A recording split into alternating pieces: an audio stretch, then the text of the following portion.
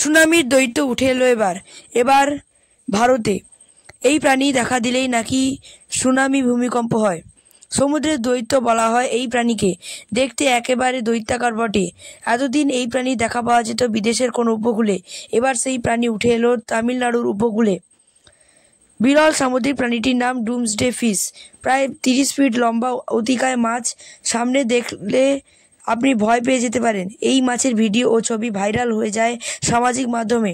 অনেকেই বলেন এই মাছ যখনই দেখা যায় প্রাকৃতিক বিপর্যয়ের কোনো না কোনো প্রাকৃতিক বিপর্যয় দেখা যায়।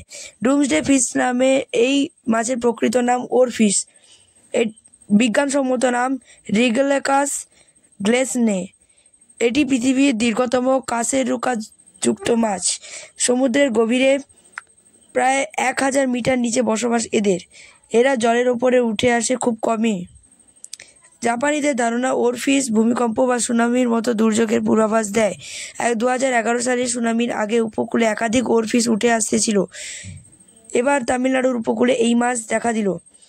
বিশেষজ্ঞরা অবশ্য এমন কুসংস্কার মেনে নিতে নারাজ। তারা বলছেন এই সমুদ্রের গভীরে তাপমাত্রা পরিবর্তন এবং অসুস্থতার জন্য অনেক সময় এই মাছ উঠে আসে।